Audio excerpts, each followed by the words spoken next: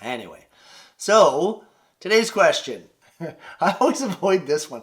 The weird thing is it's probably it's probably the easiest one to answer. Why did I accept Islam? Mawadoo. Please support our Dawah projects at patreon.com.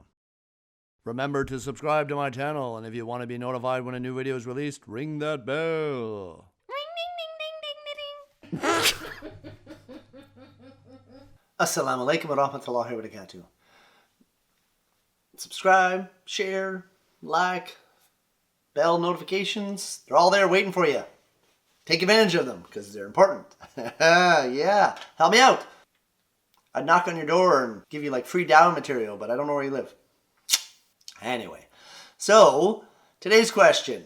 I'm going to break this one up. So the sister asked me two questions. The big one, which I'm not going to do right now.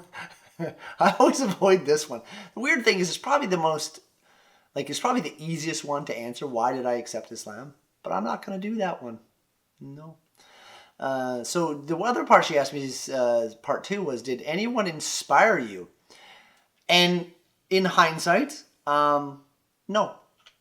That's probably not the answer you're looking for.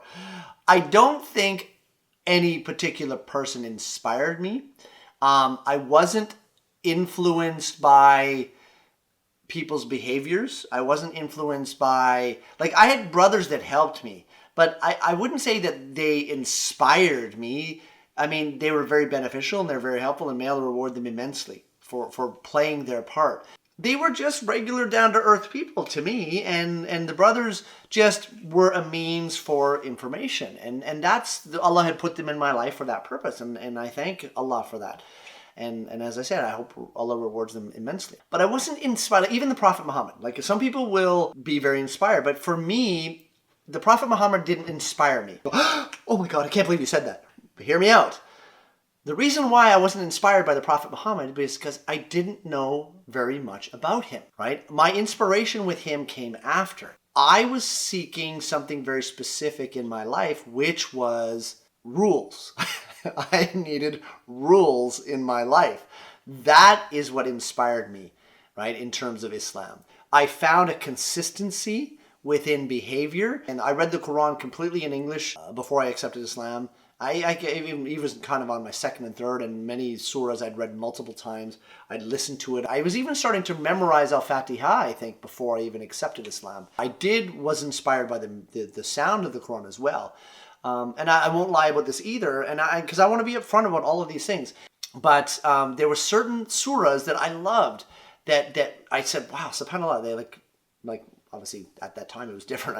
I didn't know the expressions, but I found them very wow, I really like this. I don't even know what he's saying, but there's something about it that's just, I find it very calming, and I'm a very intense kind of, and this was but then other surahs that in the same thing, I was just something about it that bothered me.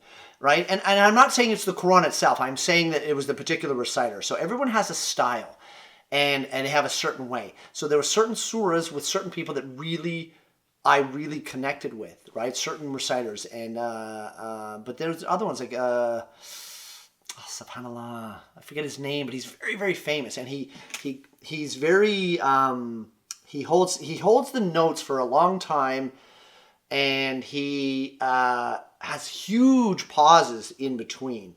And I think maybe because of my nature and my intensity, I found that very hard to connect with, right? So please forgive me, Allah forgive me, and everybody forgive me. I'm not trying to say anything with the Quran. I hope this is coming out, because I haven't really thought about this before. But the Quran, there were aspects to certain reciters that I found very moving, and even the same reciter, sometimes I found other surahs were just not so moving. And it's again, you got to remember, I'm coming from a place where I didn't understand what they were saying. It's just the way they did it. And I found the ones, obviously the shorter ones were more inspirational, right? Because it maybe, and that's part of the reason, because the longer ones are more difficult to get through, especially if you don't know it at the beginning. So like I said, in terms of inspiration, I think Allah inspired me in different ways. I needed something particular in my life, and I wasn't thinking in terms of I need a person to follow.